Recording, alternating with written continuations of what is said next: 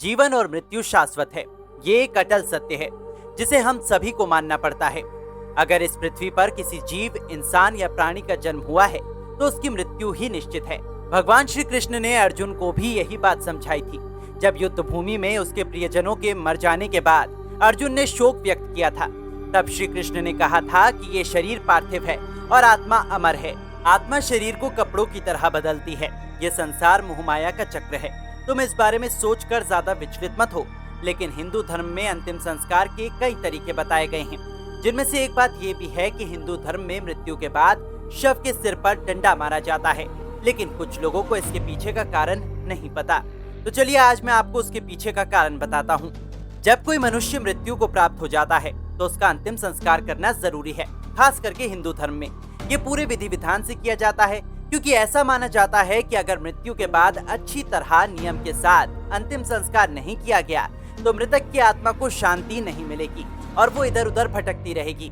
मतलब कि आत्मा की शांति के लिए विधि विधान से अंतिम संस्कार करना बहुत जरूरी है। हिंदू धर्म में अंतिम संस्कार के कई नियम हैं। इसके तहत मृतक के सिर पर 3 बार डंडा मारने की भी प्रथा है। इसके पीछे एक खास वजह ये है कि शास्त्रों के अनुसार ऐसा करने से मरने वाले की आत्मा को जल्दी शांति मिल जाती है। इसके अलावा इसके पीछे एक और वजह है जिसके चलते ऐसा किया जाता है। हिंदू शास्त्रों में बताया गया है कि मनुष्य के शरीर में 11 द्वार होते हैं।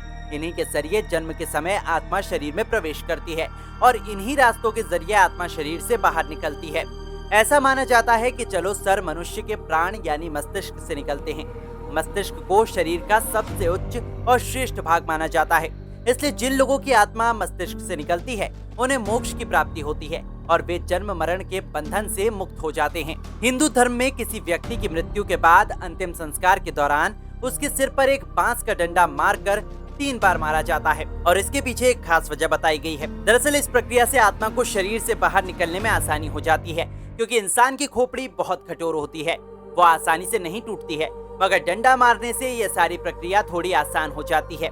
ऐसा माना जाता है कि मृतक के सिर पर डंडा मारने से उसका मस्तिष्क थोड़ा कमजोर हो जाता है, जो आग के संपर्क में आने से जल्दी टूट जाता है और इस तरह व्यक्ति की आत्मा को ज्यादा कष्ट नहीं झेलना पड़ता।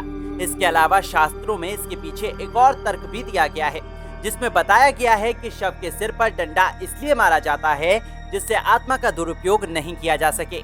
दरअसल मरने के बाद शरीर से आत्मा तो निकल जाती है, लेकिन वो संसार में तब तक भटकती रहती है जब तक उसका अंतिम संस्कार की पूरी प्रक्रिया से ना हो। यदि सिर पर डंडा ना मारा जाए तो व्यक्ति की आत्मा उसके शरीर में ही रहती है और इस आत्मा को तंत्र विद्या के जरिए वश में किया जा सकता है और उसका गलत कामों में इस्तेमाल किया जा सकता है, क्योंकि मृतक का शरीर इन तमाम चीजों को प्राप्त करने का बेहद आसान तरीका होता है। तांत्रिक आत्मा को अपने वश में करके कोई भी काम करवा सकते हैं। इससे बचने के लिए सिर पर 3 बार डंडा मारकर आत्मा को शरीर से मुक्त कराया जाता है। इसके अलावा मरने वालों के सिर पर डंडा इसलिए मारते हैं, यदि कोई व्यक्ति अपने जीते जी तांत्रिक क्रिया करता था या उसके पास कोई ऐसी शक्ति थी जिसे मरने के बाद कोई इसकी शक्तियां ना चुरा ले, इसलिए उसके सिर पर डंडा मारकर उन सारी चीजों को भुलाने की कोशिश की जाती है। इसके अलावा डंडा मारने की इस प्रक्रिया को हिंदू धर्म में 16 संस्कारों में से एक माना जाता है।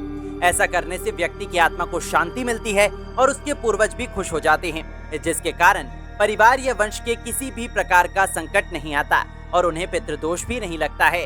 अंतिम संस्कार के दौरान केवल पुरुष ही इस प्रक्रिया में भाग लेते हैं, जबकि महिलाएं घर पर ही रहती हैं, क्योंकि स्त्रियों का दिल कमजोर होता है और वो ये सब देखकर रो सकती हैं। उनकी इसी भावना के चलते मरने वाले की आत्मा प्रश्न होकर नहीं जाती, इसलिए महिलाएं शमशान तक नहीं जाती हैं।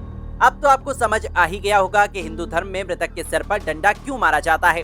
दरअसल ये सब कुछ आत्मा की शांति के लिए किया जाता है। मरने के बाद हमारे प्रियजन की आत्मा इधर उधर भटकती ना रहे और उसे मोक्ष की प्राप्ति हो, इसलिए अंतिम संस्कार पूरे विधि के साथ किया जाता है। वैसे दोस्तों, क्या आपको आज से पहले इसके पीछे का तर्क नहीं पता था? साथ ही आपको ये वीडियो कैसी लगी, हमें अपनी राय कमेंट बॉक्स में कमेंट करके जरूर बताइएगा। वीडियो पसंद आई है तो इसे लाइक करके हमारे चैनल को सब्सक्राइब करना बिल्कुल ना भूले। धन्यवाद।